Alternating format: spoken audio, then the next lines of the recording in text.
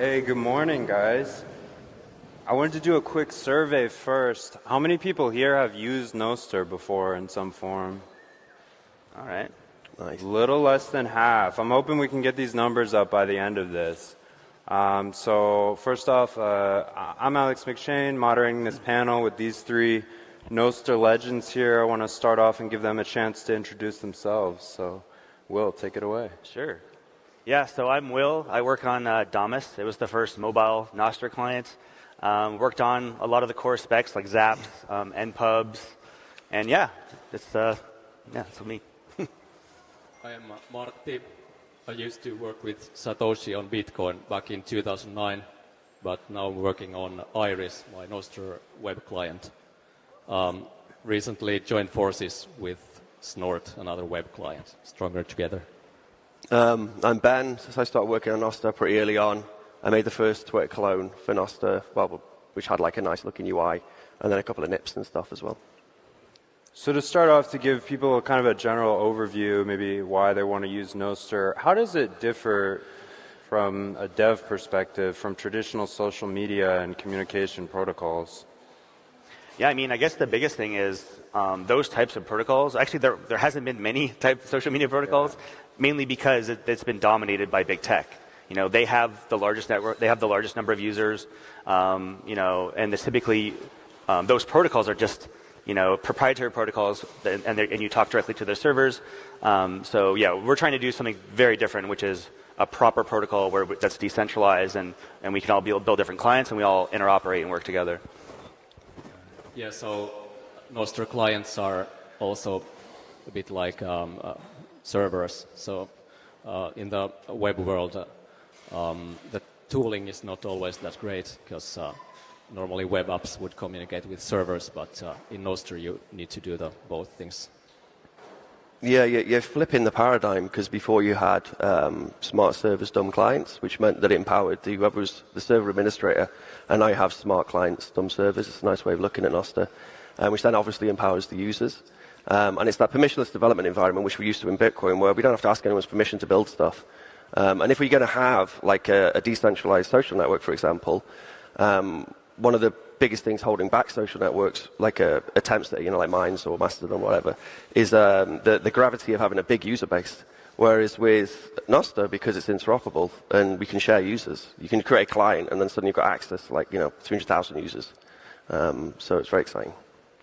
So one of the key takeaways I'd like for people who are not Nostr users yet is that this isn't just a simple Web 2 reincarnation. So if you could, tell me some of your favorite non-social media use cases for Nostr. And I know that might include some future possibilities, but... Yeah, maybe Ben wants to start with that, because that's kind of your thing. Yeah. So actually one of the things which helped influence Nostr was an LMBits extension we made called Dion Alley, which was a censorship-resistant marketplace, and had kind of similar architecture that, like, Nostr achieves censorship resistance through being resilient and easy to spin up relays and clients and whatever. So when VHF then made Nostr, it was like, okay, cool, now we can build a marketplace on Nostr. So we've done that. We have our Nostr marketplace, and it works really well. And there's something very satisfying about a client-side merchant and a client-side customer being able to do commerce and then just have it go through relays, and everything's encrypted with Nepo4. There's that, and then there's also some people working on decentralized Uber. So you could share geolocation. Reputation is something we need to crack for that, but there's some great proposals. And that could also be used for a whole bunch of other services as well, geolocated services.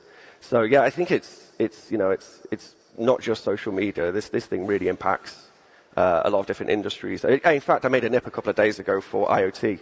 I want to just be able to DM an IoT light in my house and just turn it on. And rather than having to sign up to the terms and conditions on the IoT software, which are always horrendous and Orwellian, and you're letting state and corporations into your house willingly. So I'm very excited. That's the next thing I really want to work on is IoT devices and just being able to talk to them over Nostr. I think a big one that I'm really interested in is, so like right now we have these Twitter-like clients, so Damus is Twitter-like, but it's what Nostr is really good at is just communication in general. And there's a lot of communications tools you use, like within your organization, within your business, such as, you have Slack, you have email, you have, issue trackers in terms of like GitHub and code and collaboration and things like that. But each of these applications are siloed. Like you have a user account in each one of those applications. A lot of the time they don't interoperate with each other.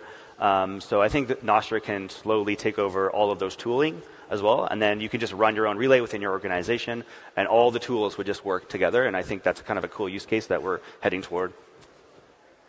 Yeah, so like Ben said earlier, Nostr is the everything up of freedom. You could basically build anything on Nostr, but I guess applications that move money are kind of lucrative to start with, like e-commerce. If there's a good funding model there, you can just ask 1% donation of each trade on the platform to the developers, and it works really well. For example, there's Wasabi Wallet doing coin joins with that funding model. I think it's going to be good. Yeah, I mean, we've been talking, a few people have batted around the idea of local bitcoins on Nostr as well, and I think that is a perfect fit, and I'm looking forward to seeing that happen. Yeah, that'd be great. So in the past year, there's been kind of this explosion of Nostr users, clients, apps being built. In that time that you've been here building, were there any scalability issues that you've faced? I mean, we've popped up over 500,000 accounts created. I think something like 11.7 Bitcoin sent across the network. What kind of scalability challenges does Nostr face?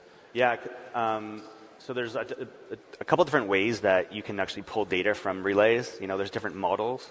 So in the early days, like the naive way that Damas did it and still does it actually, is you simply connect to like the most popular relays, and then that provides some censorship resistance in the sense that each one of those relays are run by different people. So if one of those relays censors you, then you can always like switch to the other relays. But the issue is everyone started using the same like 5 relays, and then we actually hit a limit in terms of like database performance. And there was actually a point early on, I think it was like February of this year, it was where all the relays just stopped working. So luckily there were some really smart people who actually built custom databases just for Nostr. And once those were created, one was called Stir-Fry. And once that was created, it's just like we're back on this. We can start doing those things, but maybe there's better ways and more efficient ways to pull data from like a sparser set of relays versus just like 5, So. Cool. Yeah, we have in LMBits we have a multiplexer, so we can take like 20 relays and then turn into one relay, and then it just passes over, so you don't get the same data. And I think that's kind of interesting. But yeah, it is kind of like less censorship resistant, I guess. But I'm not so worried about like big fat relays, because it's freedom of association, freedom of choice, freedom of association. So freedom of movement, sorry. So as a user, if you're just not happy, if a relay starts moderating content in a way you're just not happy with, or you don't understand the moderation policies, that's when you can flock and move to another relay. And that competition of relays would kind of keep them honest, I think. Yeah, well, I'm a client developer, so I don't have the same problems as the server maintainers. But I'm quite bullish on peer-to-peer, actually, and how it could also help scaling, like compared to something like BitTorrent, which has no problem scaling to as much as you want, because you connect the capacity grows as the user base grows. So it seems, in light of recent, Middle Eastern conflicts, it becomes apparent that free speech is vanishing online at an incredible rate. You might have something like a Twitter free speech in name only, but on Nostr this is really apparent. This is a real thing. You can do anything. You can post anything. How do you handle moderation? For users who may be wondering, is this just like a giant 4chan? What is this? How do you handle moderation for users?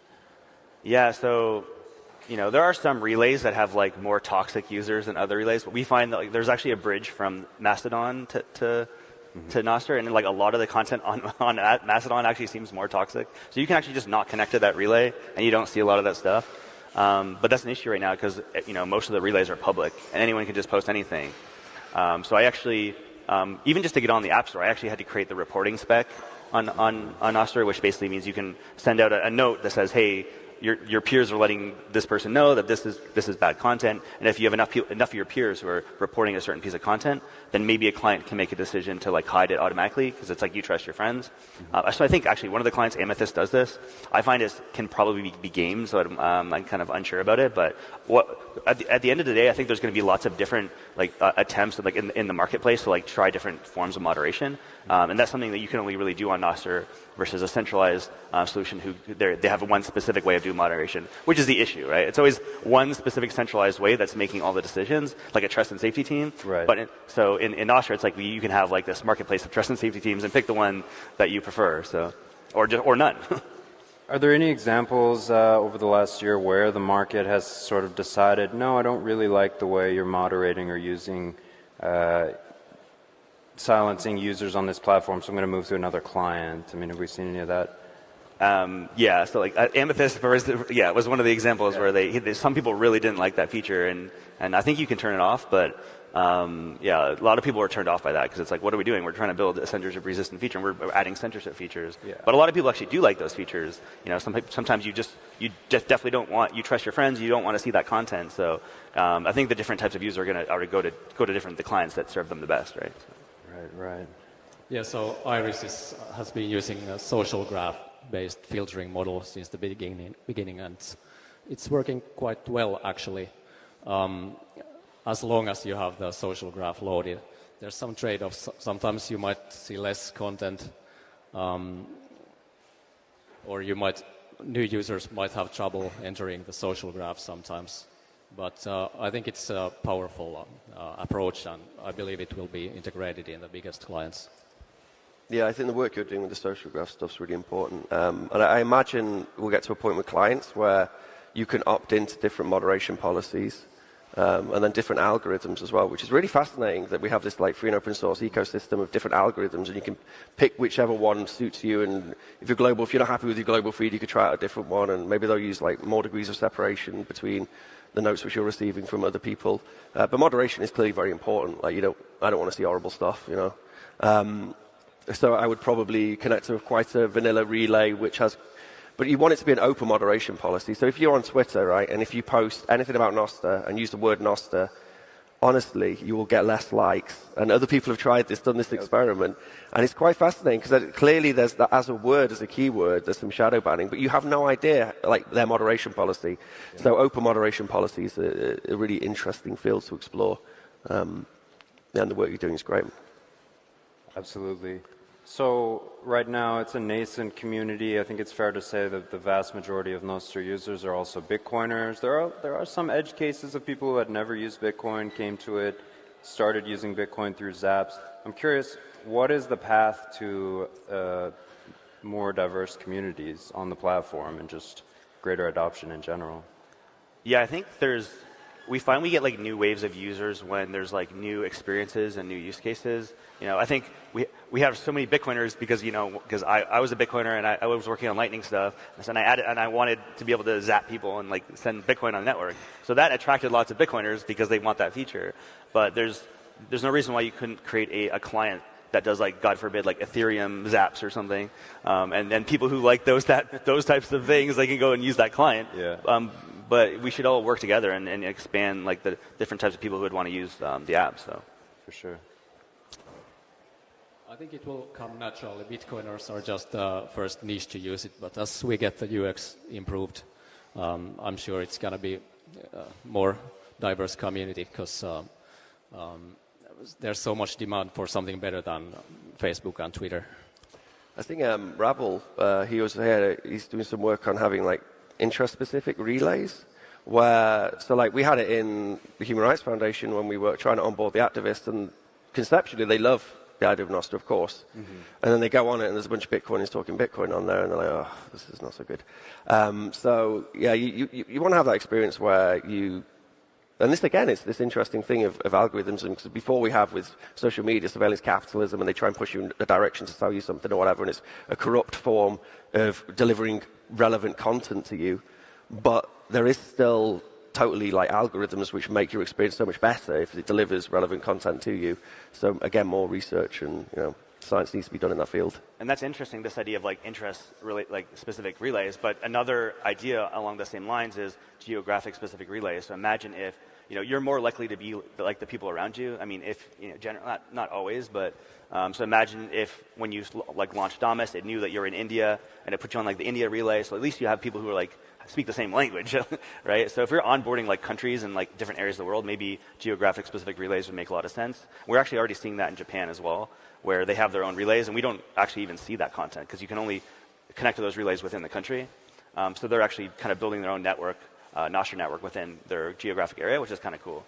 That'd be cool because you could, with the marketplace stuff, clearly there's something very powerful, like Facebook Marketplace, loads of people use it.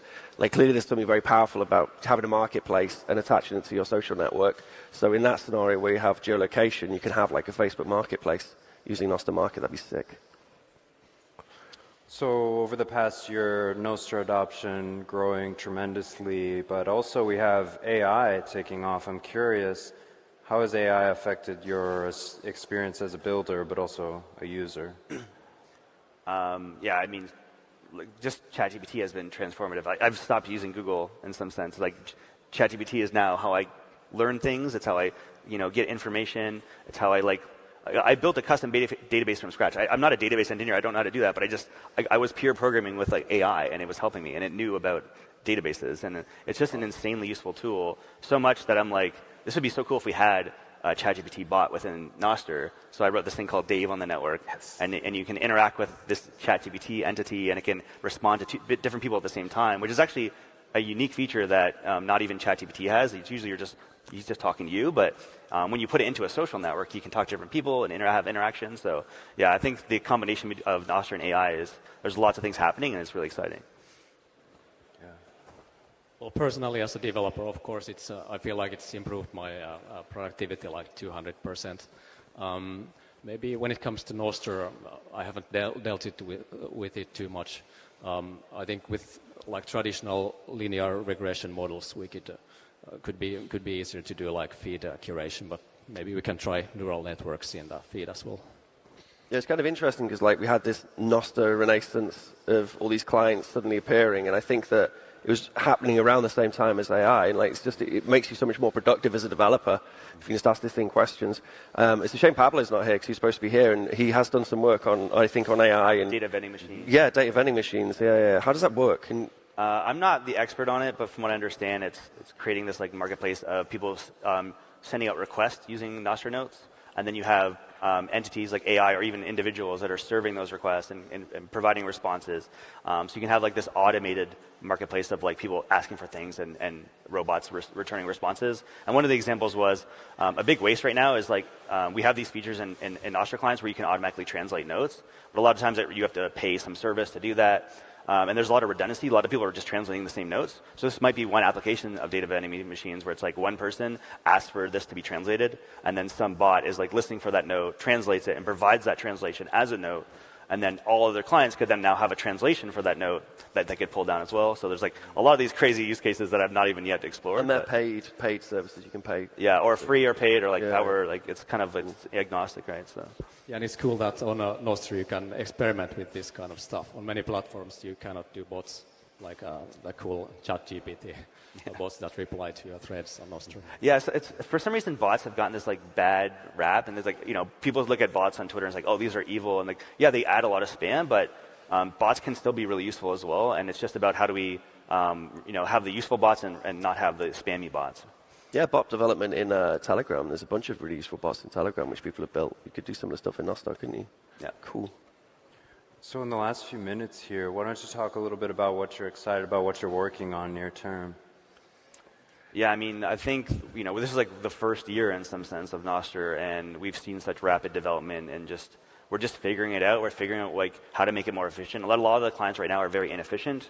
And so just like we're seeing like new techniques for only pulling down notes you don't have, and all these like advanced kind of things that reduce data usage. And so I think, we're still figuring out what we're doing and we're learning as we go. And so I'm just excited to see what next year is going to bring in terms of innovation and new clients, new experiences. So. Yeah, well, I think peer-to-peer is going to be an interesting direction to explore. running relays is expensive. Of course, there's paid relays, but if you could do peer-to-peer for free, I think many people would prefer that. And then media hosting on Nostr, like IPFS style, because currently we are hosting the nodes themselves on Nostr, but media files are from HTTP servers. For decentralization, I think we're going to need like something like IPFS or BitTorrent. I think I really like, so one of the main developer on Nostr Market, Vladstan, he's come up with this proposal for reputation, which is it's basically open timestamps, except you can pay it's weighted reputation. So you have a Merkle tree, and you can, on a Bitcoin transaction, you can pay to be higher at the Merkle tree, and it gives your reputation more weight. And it's just like having to solve those problems, like, okay, now we need reputation in a decentralized way. And we could have some relay which kind of does that service, maybe. But that's something, because once we have that, the marketplace thing works really well. The other services using, like the Uber thing works really well. And then also another one of our developers, Black Coffee, he's made the Nostr Arduino library.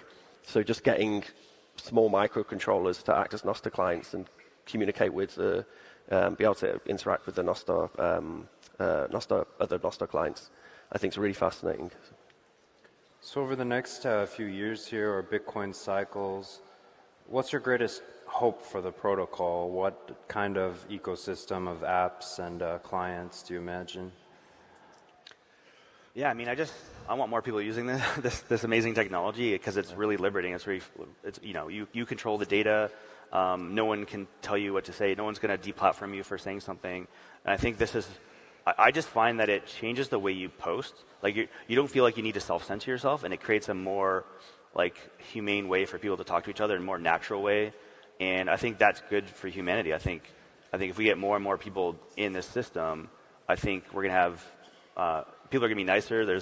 I don't know. I think it's going to improve dialogue online, and maybe it's going to help with elections even. Like imagine, you don't have to worry about censorship on really important topics, right? So. And you're not trying to contort your voice to fit an algorithm to catch a trend to go viral. You're just yourself. So I want to see what types of impacts that will have on the world, and I think they'll be very positive. But we just need to keep growing this network and making it bigger and getting more people on board. So yeah, purple pill your friends, please. That's Yeah, well, I'm extremely bullish on Nostr. It's the everything up of freedom, and combined with Bitcoin, it's going to be something remarkable. The vibe in the community, I think it's quite similar to the Bitcoin scene back in the day, but maybe even more intense because now we have Bitcoiners as the initial user base. And with Bitcoin, I wasn't sure if it's going to work, but this time I'm quite optimistic. Yeah, it's an exciting protocol to work on or work in, because it is like Bitcoin. I mean, for me, Lightning, when we first started working on Lightning, you've got this like empty canvas of possibility in front of you, and who knows what we can build on top of it. It is like, say, the everything app of freedom, and we're just going to get users. Like more and more people are realizing those walled gardens are actually prisons, and they just want to escape, and they want to find somewhere where they can be freely associate and have freedom of movement and switch between clients, relays. So no, I think its growth is just going to skyrocket, and then it's not too long until one of these legacy services is like, okay, how can we easily get another million users, another couple of million users? We just integrate Nostr. Well, great, guys. That's it for our time today. I hope all of you give it a shot. It's very easy to download. There's no user data trade-offs. These clients don't collect anything about you. So please try Nostr. And this has been the first Bitcoin conference main stage Nostr talk. So here's to many more. Thank you. That's it.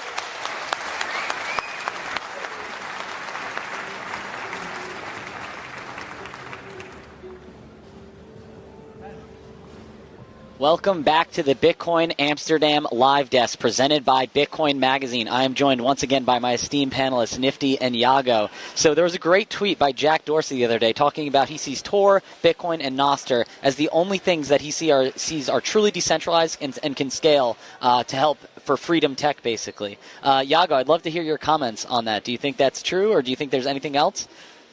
Well, I'm not going to say what exactly is decentralized and isn't. I'm sure there are a million things that we can do. But how cool to be part of the Bitcoin community, how cool to be part of this movement of bringing greater self-sovereignty more peer-to-peer technologies, and more freedom to anyone in the world who has a digital device. It is a really exciting time, and it's so cool that we, the Bitcoin community, exist to help things like Nostr get their initial footing. Yeah, definitely. We heard on stage, purple pilling along with orange pilling. Nifty, quick question to you. So obviously they've talked about it being truly decentralized protocol, scalable, and privacy as well as integrated. Are these the same problems that Bitcoin also has? Definitely. And I think what's interesting kind of to hear them talk about some of the issues they're having with scaling. It's kind of cool to see that, whenever you have a bunch of people that adopt a protocol, all of a sudden you have to figure out new problems, which are how to scale it. And it's interesting that that's something that Bitcoin is also going through at this point as well. And how both of these different ecosystems solve that is going to be slightly different. And it's interesting just to kind of see how, at least in Nostr, they're having to invent new databases and come up with cool new technical ways to solve these scaling issues, which is really cool. Definitely. Heading back to the main stage now. Thank you. Stick with us after this short break. Thank you, Miami, for the last 3 years in this amazing city. The whole world shut down, but Miami welcomed us with open arms. We want to show Bitcoin to the whole world. We are taking the conference on the road to set the stage for Bitcoin in a new city.